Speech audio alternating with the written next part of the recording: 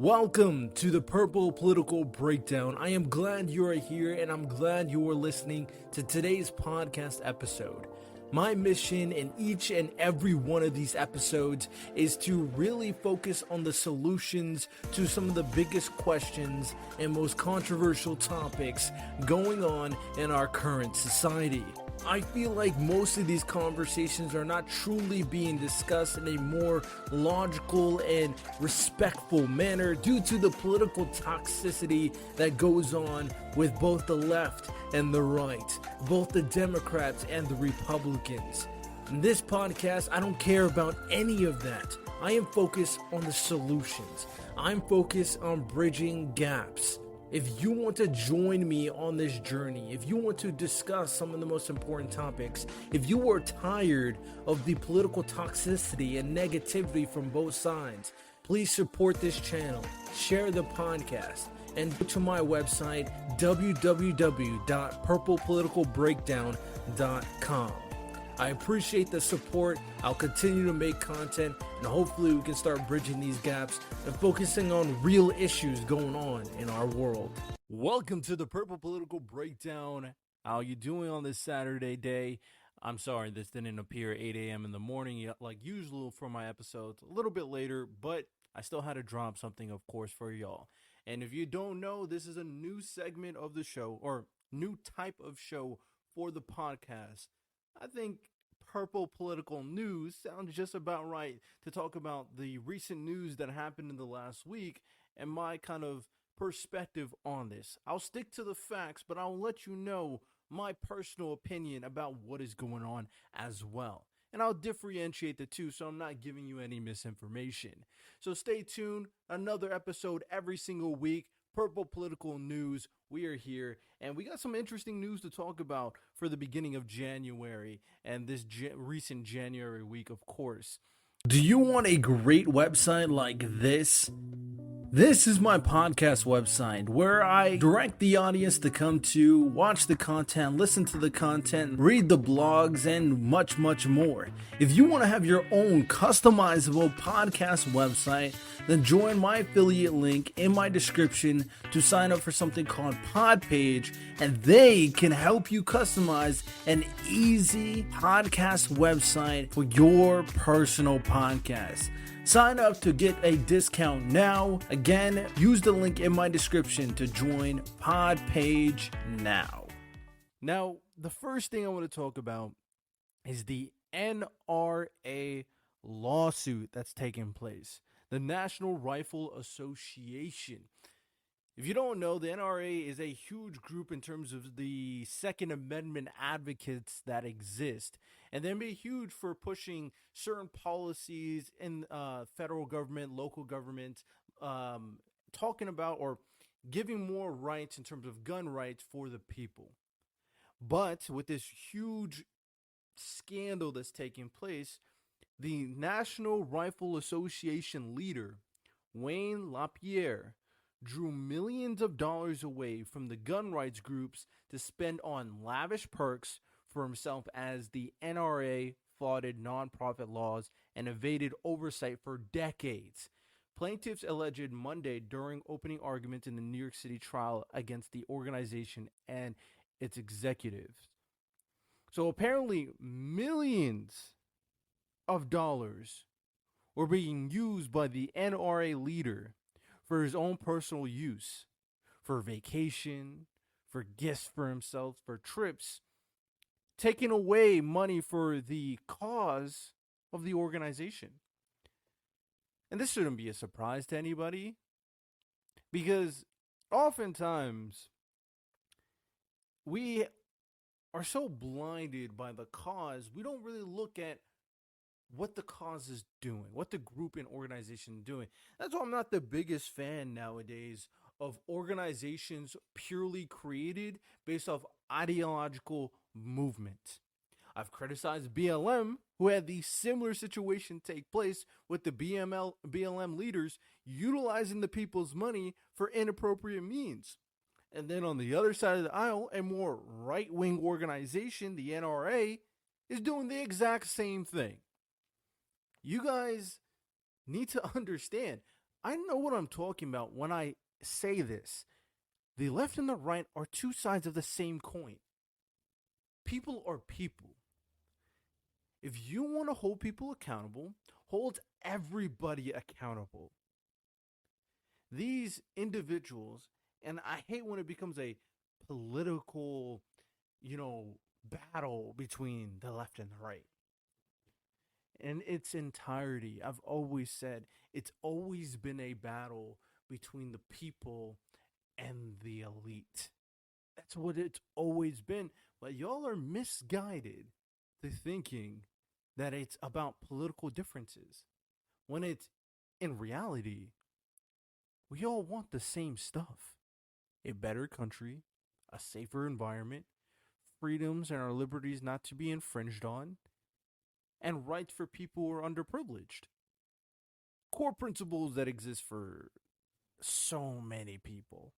So many people. So yeah, this NRA lawsuit, not surprising to me. Hopefully, the lawsuit goes through and he pays the proper amount in damages for all the money he kind of screwed people over, and we obviously know he's going to step down. Will the NRA cease to exist? Of course not. It's still going to exist, but maybe people on the right will hold the NRA accountable a lot more moving forward. The next piece of news that I want to share with y'all that took place actually last year, and I had no idea. It took place in December, so right at the tail end of 2023. And basically, on Friday, December 29th, USA Boxing announced they would be allowing transgender women to compete against female boxers in 2024, and transgender men against male boxers. The governing body, which oversees America's amateur and Olympic style boxing, wrote the policy in August 2022 and will appear in the 2024 rulebook. I have no idea why they did this. I have no idea what they did this. I don't know if I spoke about it a lot, but I'm very clear on my stance when it comes to sports. You play in your lane. Professionals play with professionals. Amateurs play with amateurs. Women play with women. Kids play with kids. Teens play with teens. Men play with men. The reason why you stay in your lane is purely due to the capabilities that you have or adherent to your competition. That the only differentiating markers at that point is how well you mold your capabilities. Now, a lot of big lefty activists would advocate, well, these markers that you're referring to inherently don't mean anything. A trans female can use drugs to bring themselves down enough for them to compete with females. The amount of stuff, let me put it like that, stuff you have to do to bring your level down while also keeping you in shape to go against female boxers is ludicrous. And the worry, for men, this is not a worry. I mean, maybe a trans male could beat the worst of the worst in terms of male boxing, maybe. But I doubt a trans male will ever rise to the extent to compete with the upper echelon. To be fair, they mentioned amateurs, so maybe they'll be fine there. Maybe. But I'm not worried for the men's side. For the most part, I don't know how much trans men will actually even compete. But who knows? The worry has always been for the female side. The worry is that trans females will start dominating their area. The worry is female boxers will start getting pushed away, and the lane that they created for themselves, the hard work, the effort to make their side of the sport legitimate, will start to disappear. And the fact that this is boxing, out of any sport, is the worst thing of all. Because combat sports are the most dangerous. And if they are willing to make this assessment or to make this approval for a combat sport, a dangerous sport like this, what's to say down the line that other people on the top don't try to do it for other sports? Like football, like basketball, like football, soccer, like baseball. Will we start? And again, I'm not worried about the men. I'm worried about the WNBA players. I'm worried about the female soccer players. I'm worried about the softball players, the female volleyball players. I'm worried about that. Not because I'm the most caring person, but I believe in fairness. And at the end of the day, these sports are entertainment. They are a product. But they are a product not only for the fans, they're also a product for the individuals that are competing, trying to make a living. We men, we're good. But I'm here for equality. Women should have the same opportunity to make it in their space. They have to make their space popular on their own, of course. But they should be allowed to do it in their own space. So yeah, this is ludicrous. And this could be a situation where boxing in general are trying to find a way to appeal to more and more people, because boxing has been on the decline.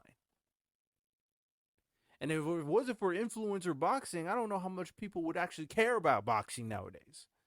Shout out Jake Paul, shout out KSI.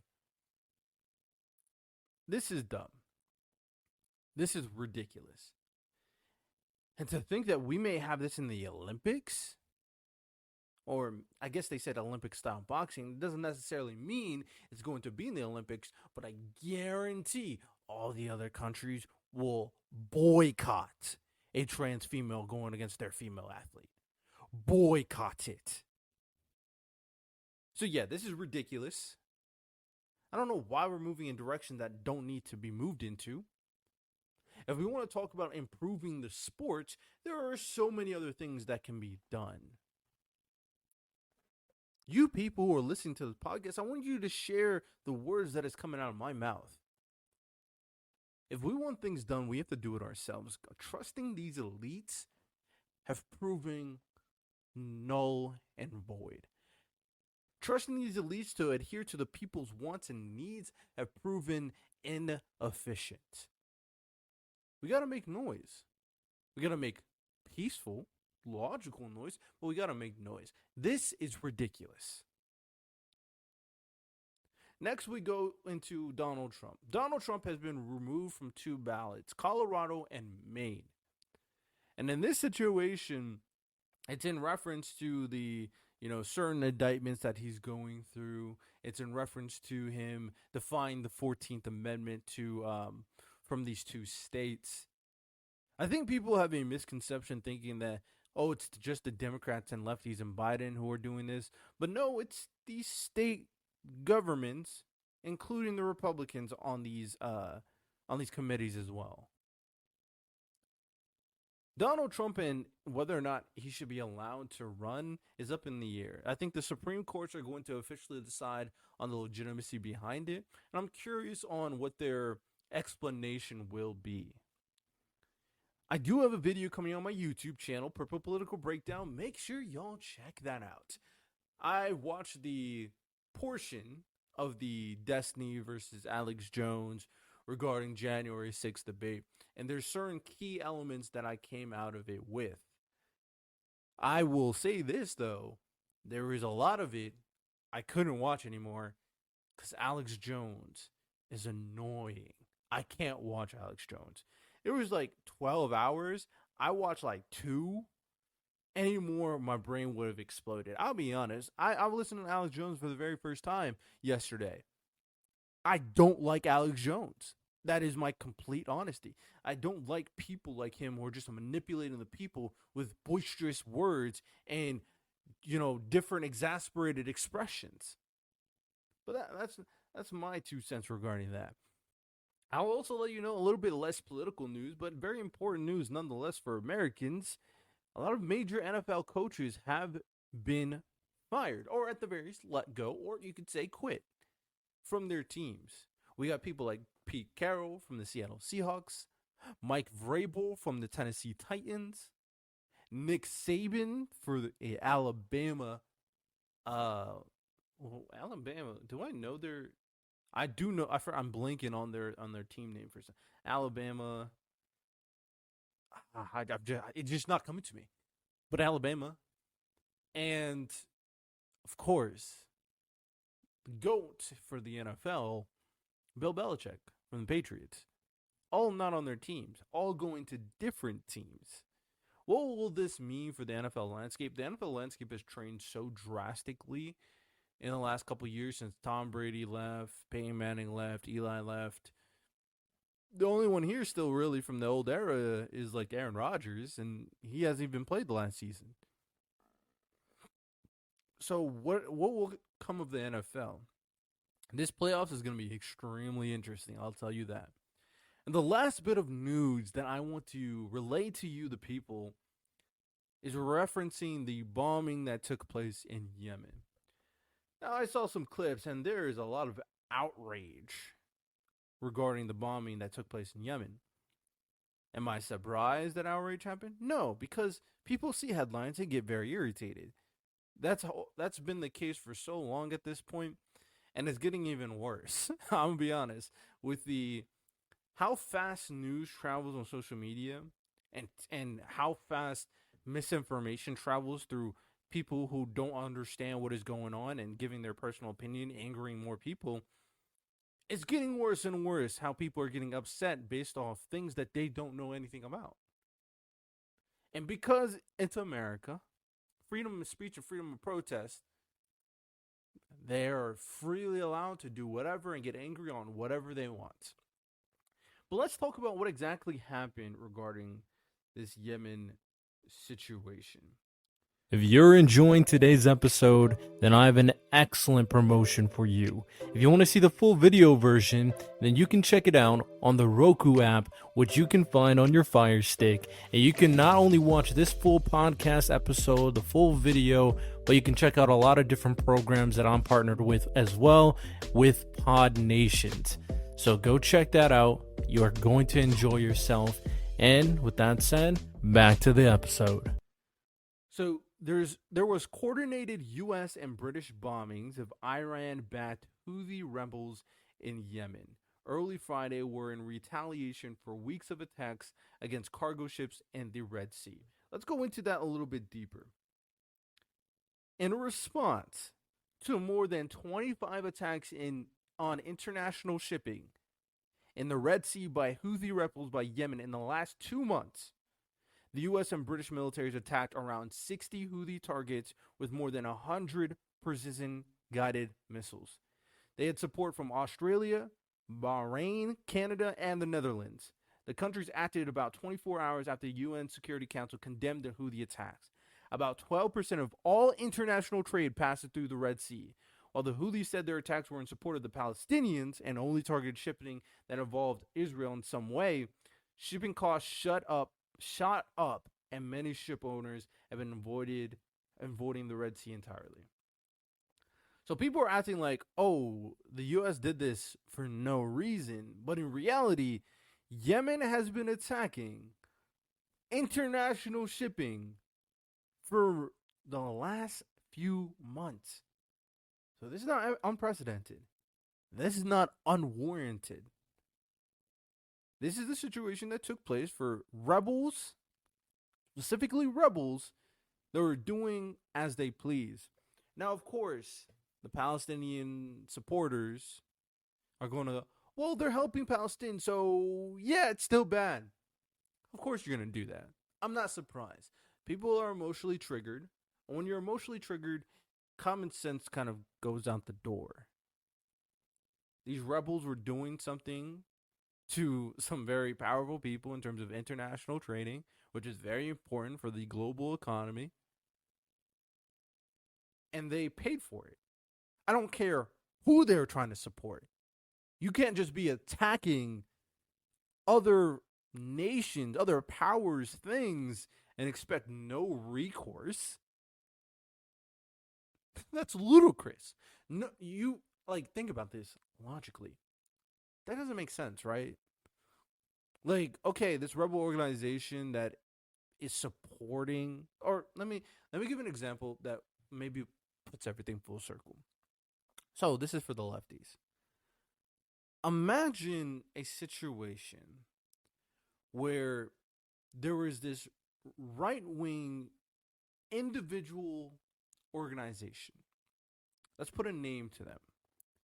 Let's say they are part of the Proud Boys organization, right? Let's say they are in vehement support of Israel. And let's say without any kind of coordination with any government or with any powers, they as individuals started attacking the supplies and the cargo that was helping the Palestinian civilians. And they kept on doing it over and over and over again. Are you lefties, are you going to go like, well, they don't deserve to get hurt. They don't deserve to get recourse. They don't deserve to get attacked. They're allowed to do whatever they want. Is that where we're going with this conversation? Because I guarantee you don't think that way. These Houthi rebels from Yemen were doing things that they weren't supposed to be doing. Their claims cannot even truly be proven. But even if their claims were true, it's not a good enough reason to keep on attacking international power shipping. That's not a good enough reason. It just isn't. I'll be honest. And it happened in the last 2 months. And it's not like the U.S. was doing it alone.